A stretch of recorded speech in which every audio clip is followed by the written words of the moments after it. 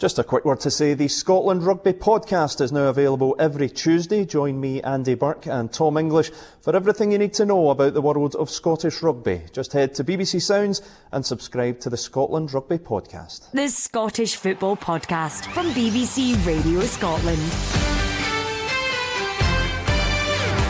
Hello and welcome back to another edition of the Scottish Football Podcast. Before we begin, if you haven't already, do subscribe on BBC Sounds so you never miss a moment. There is no rest in Scottish football at this time of year. Games are coming thick and fast. Our guest knows all about that too. We're here to preview another weekend of top flight action. And joining me, Amy Canavan, on Friday the 10th of November to do just that is former Northern Ireland international Steven Craigan. How are you doing, Crags? You well? I am indeed, Amy. I'm very well. And I believe you've got a little bit of news for us. Oh, Crags, I thought we were joking about this. Come on.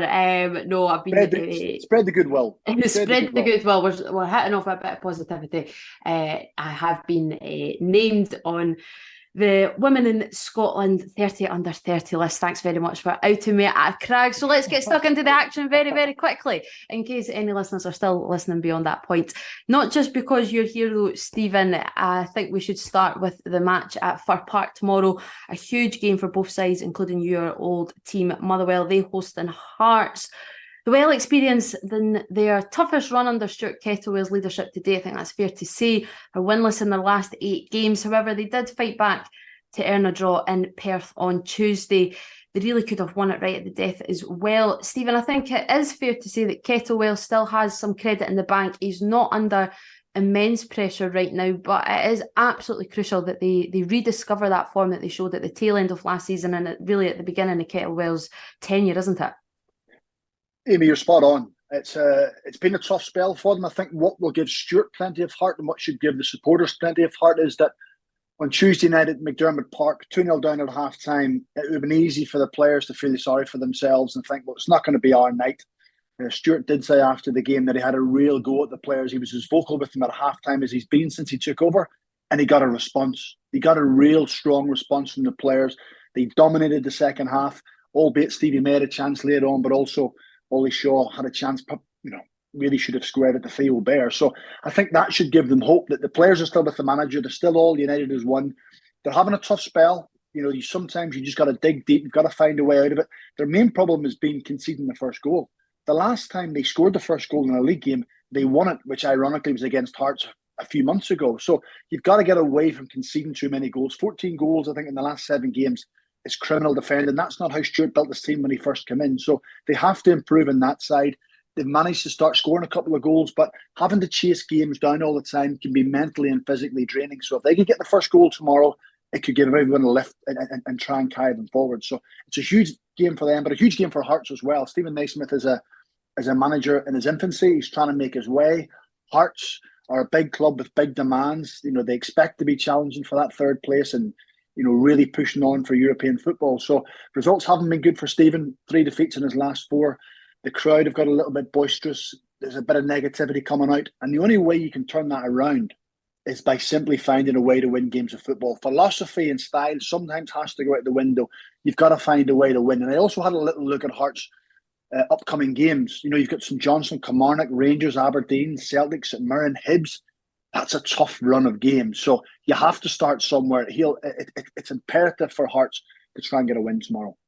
You're spot on, Craigs, and pressure is mounting. Fans in the stands are making their frustrations known. They don't have the greatest record in ML1, losing 5 of their last 6 games. Of course, they were beaten and knocked out of the Viaplay Cup last weekend. Do you think there's an expectation from the away stand that this is almost a must-win game for Hearts and for Naismith, given that poor form we were just speaking about that Motherwell are experiencing right now? Do you know what? You're spot on. I think it feels like a must-win game for Steven Naismith. There's been, you can go on to fans' forums, but even newspapers and headlines, and you just kind of get the feeling that it's coming to crunch time. It's coming to a crossroads where they're going to have to make a decision somewhere along the line. If things continue to go the way they are, do they stick with the manager and keep pushing on, or do they possibly make a change and get a new bit of direction? So Stephen will know that. He keeps saying that he understands the expectations and the pressure of Hearts. That means winning. That's simply what it means. There's a real demand and drive for Tynecastle that things were going along nicely. Season tickets are good, crowd are good, but they can turn quickly when things don't go for them. So he has to just try to get the best out of his players. And the players can't just hide behind the manager and let him go and take all the flack. They have to take a little bit of responsibility. They have to step up. But, we're talking about Motherwell as well. They have to take a bounce from Tuesday night. So that's why it's such a competitive game. It'll be such a feisty game. And like most games in the Scottish Premiership, really hard to pick who can come out on top of this one. But whoever it does will give them a real jolt. Let's hear now from Hearts head coach Steven Naismith. They're a team that do try and build up and they're trying to be comfortable on the ball, and they carry a threat up top. They're quite aggressive with their selections in terms of forwards. And I've watched them quite a lot this season, and they've maybe conceded some goals that they won't be happy with, but they have always been a threat, and their games have been entertaining. So I would expect it'll be two teams that want to go out and win the game rather than not get beat. I think Motherwell have been unfortunate in a lot of the games. I think they've maybe started the games, and then when they've had nothing to lose, they've actually shown their true style and what they're trying to do, and that's what's effectively got them points out of games in the previous Ross County, the game the other night. So we know that they are a dangerous team, but for us it's about what we do rather than really focusing on them. We need to be aggressive and play in their half.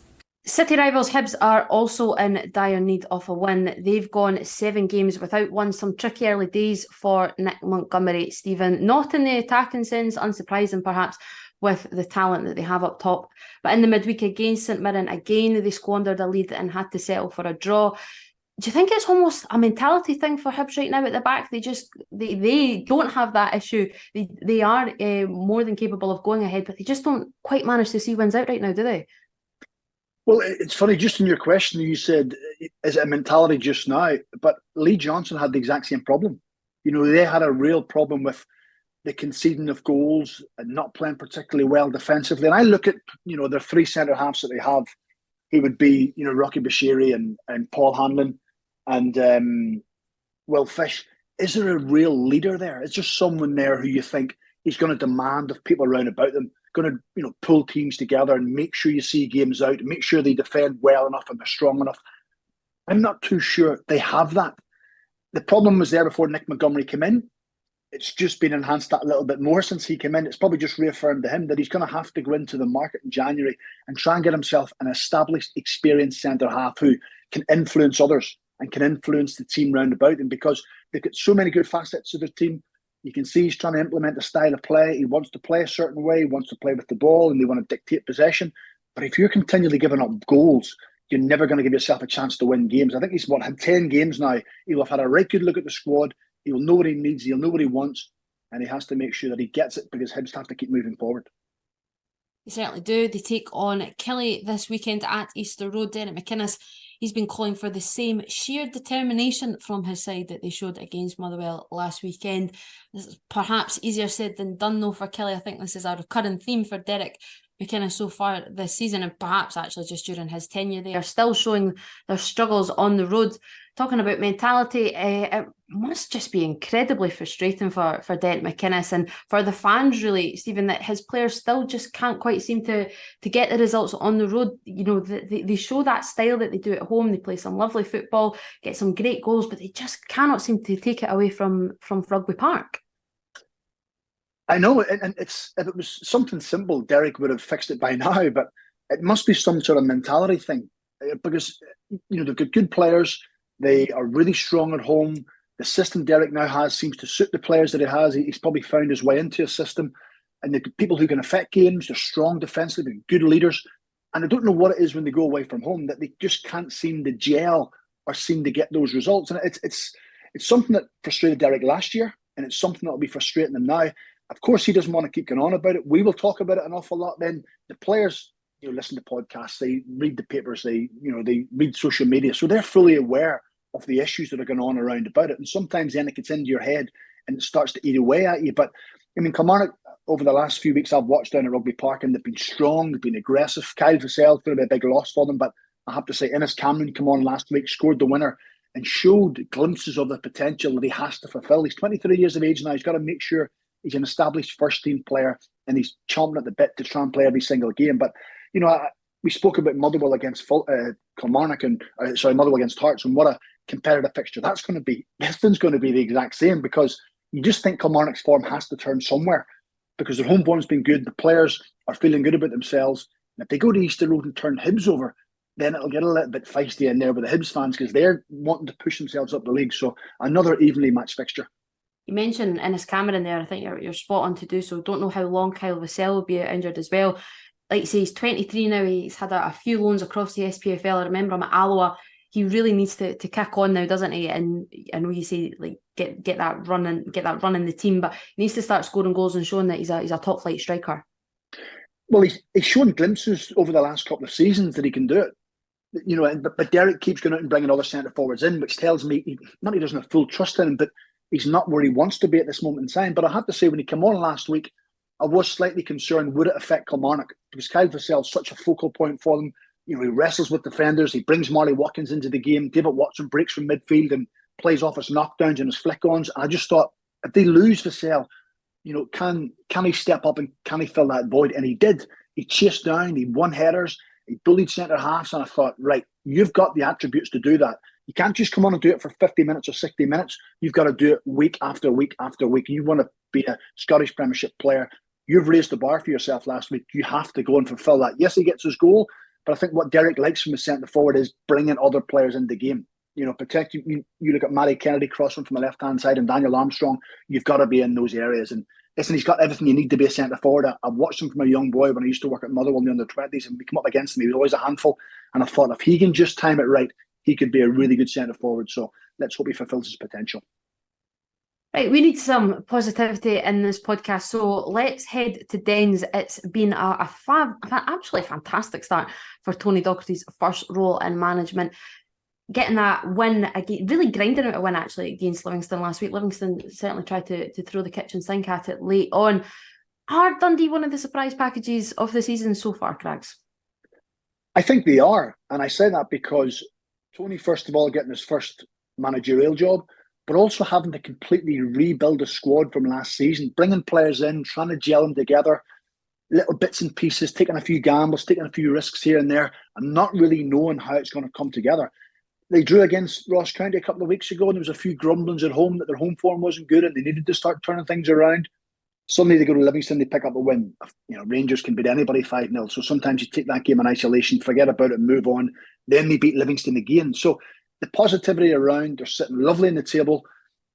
Luke McCowan scored a wonderful free kick against Livingston last week. And anytime I've watched Dundee, he's the one player that stands out. He's the one player that's got a little bit of class, a little bit of finesse, got a lovely left foot. He moves well with the ball. So Tony has got the balance absolutely spot on. But he'll know himself, having been with Derek McInnes for such a long time.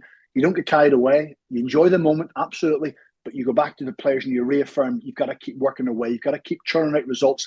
This would be a great one against St Mirren if they could pick up 3 points. They would go within 3 points of St Mirren, who've had an excellent start to the season. So lots to play for Tony Docherty. He'll be absolutely delighted with his players.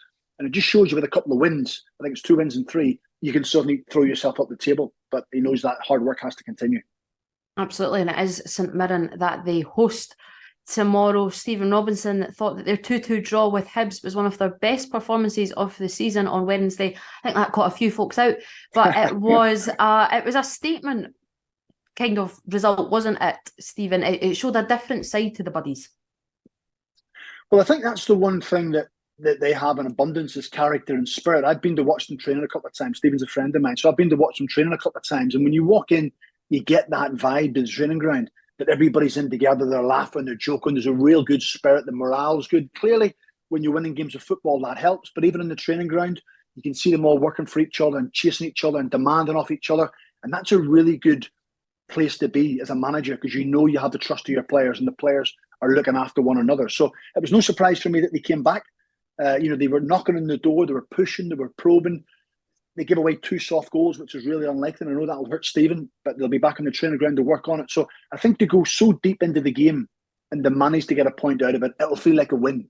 And when you think that St Mirren have only lost 2 league games this season, and it's been to the Old Firm, it's been such a strong start, but that's all it's been.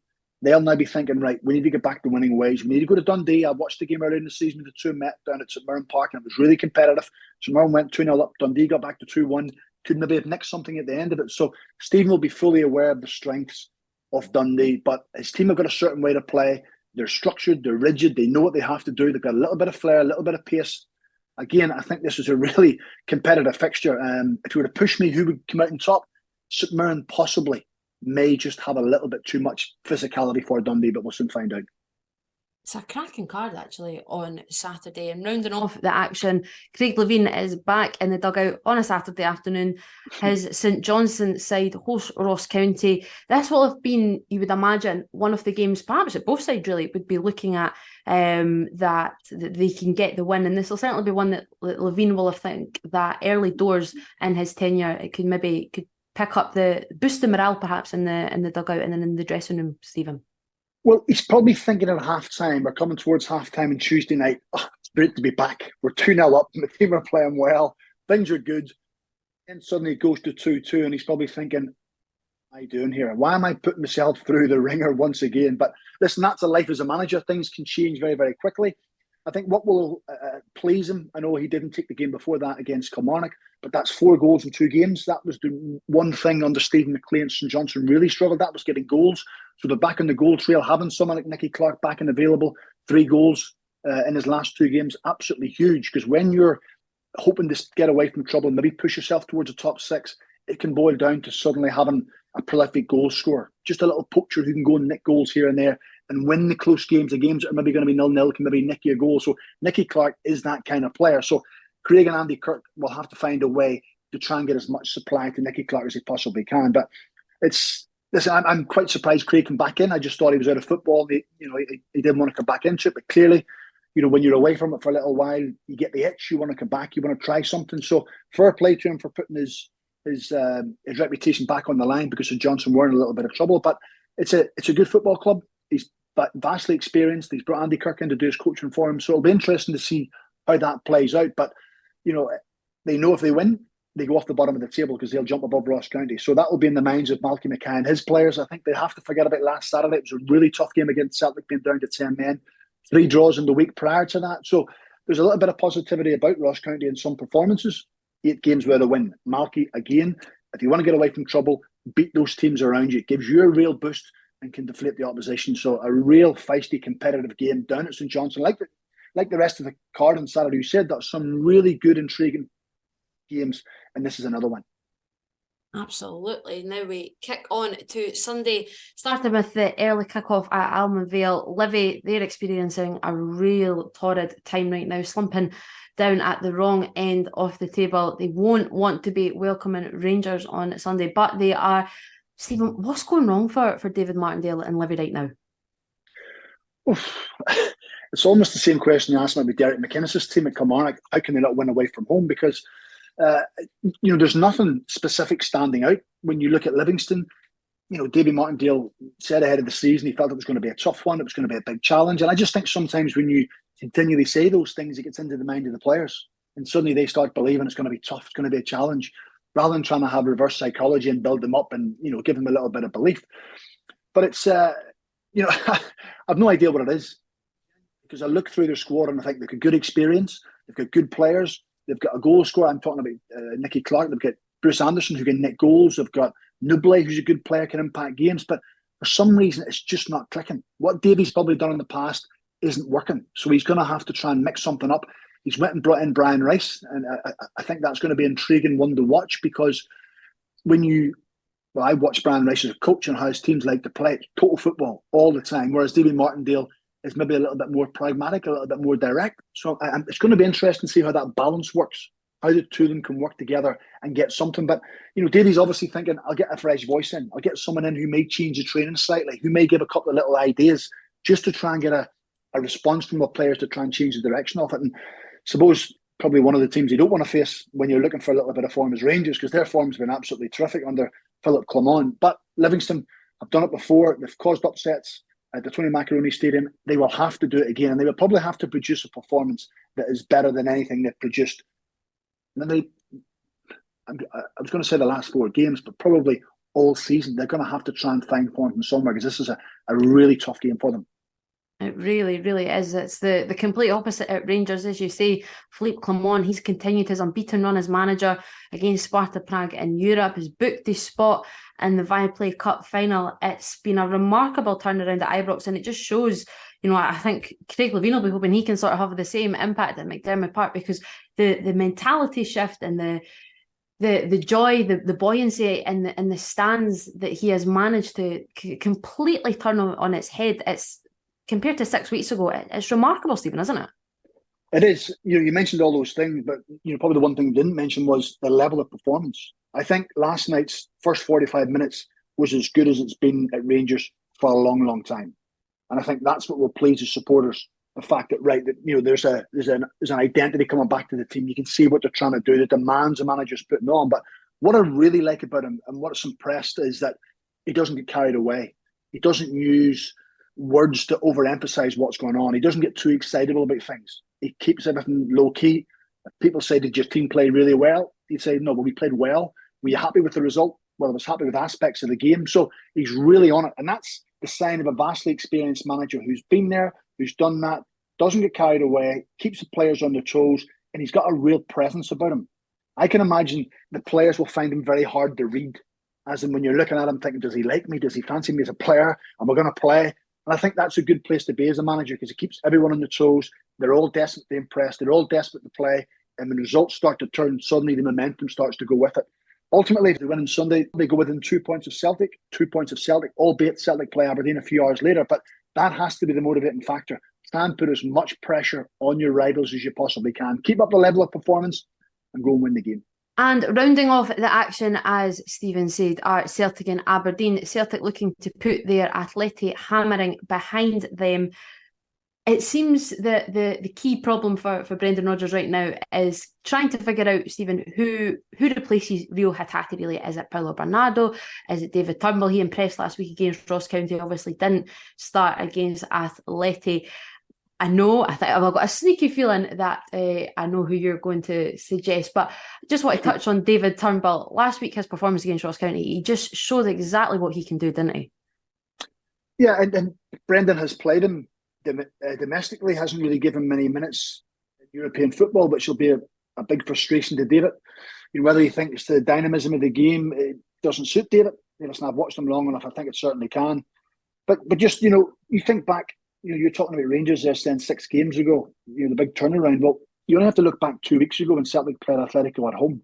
And it was probably the best 45 minutes since Brendan came back. Maybe even the best hour. And everyone thought, right, the corner's being turned, that's them back, that's the level Brendan wants, they're now going to kick on. Since then, they drew at Hibs in a sluggish game. They overcame St Mirren, but made hard work of it. Last weekend's game against Ross County was a stroll in the park because they were down to 10 men. And then that 6-0 hammering the other night. It's sometimes in football you think you've cracked it, and then suddenly it can turn on its head very, very quickly. So I'd imagine the players will be desperate to get back onto the pitch just to try and rectify what went on, just to try and get it out of their mind and get some positivity. But listen, the question you asked me was David Turnbull. David's a special footballer for me. I think he's an acquired taste. Some managers like him, some managers don't. They want to play a certain way. But the one thing you have when he's in the team, he's a goal threat. He can shoot from distance. He always wants the ball. Does he slow the game up at times? Possibly.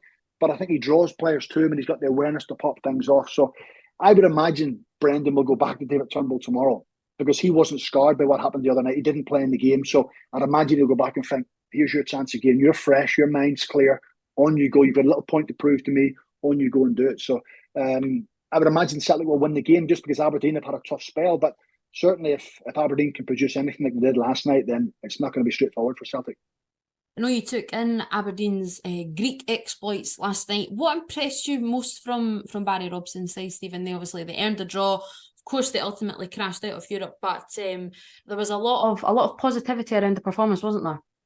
There was, and going out of Europe kind of got lost to me a little bit, because coming into that group, I thought it was a top-heavy group. That PAOK Salonika were very good and are a very good side. I mean, they thumped Hearts and put them out. Eintracht Frankfurt are a really good German side, so I thought those two will probably run away with it.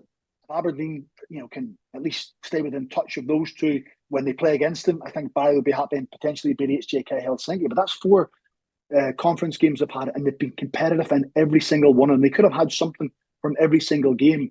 I know they lost against Pike at home, they lost in Frankfurt, but they could easily have got a point from that, or even at least won one of them. So what impressed me was the resilience last night, that even when they went behind at 2-1, they got to go back immediately. They were prepared to defend their box. They were prepared to do the hard yards. Sometimes you stumble across a system. I think Barry at the start of the season probably would have went 3-5-2, and he did it the early stages. And then Frankfurt away, he thought, I'm going to change it to a 5-4-1. And it clicked. And he changed it, probably thinking, I'll be defensive so we don't lose heavily. And it worked for them. Players seem to find their feet. It seemed to suit the players that he has, and he's changed his mind. And that's their go-to system when they think they're going to have a tough time or when they need to stay in games. And I think he'll do that on Sunday. He'll go to 5-4-1. Ryan Duncan played last night. So he did, and I thought he'd done quite well. Duke got a really good goal, so he impressed. So the options that Barry has now are starting to grow because players are coming in to play in the system that he wants to play, and they're producing the goods. So Aberdeen in a good place, no doubt about it. They will have no fears going to Celtic Park because I can tell you the atmosphere last night was absolutely incredible. It was noisy, it was vociferous, and they dealt with that. So if they can deal with it in Greece, I've no doubt they can go and deal with it at Celtic. So Barry will be looking for more of the same. Absolutely. It's got all the makings of a cracking game, really, on the back of a tough European venture for both sides. Right, well then, I reckon we have covered just about the lot, Stephen. A pleasure as always. I thank you very much for joining me. And as I said at the top of the podcast, do subscribe on BBC Sounds so you never miss a moment. Enjoy your weekend of football, and we'll see you next week. The Scottish Football Podcast from BBC Radio Scotland.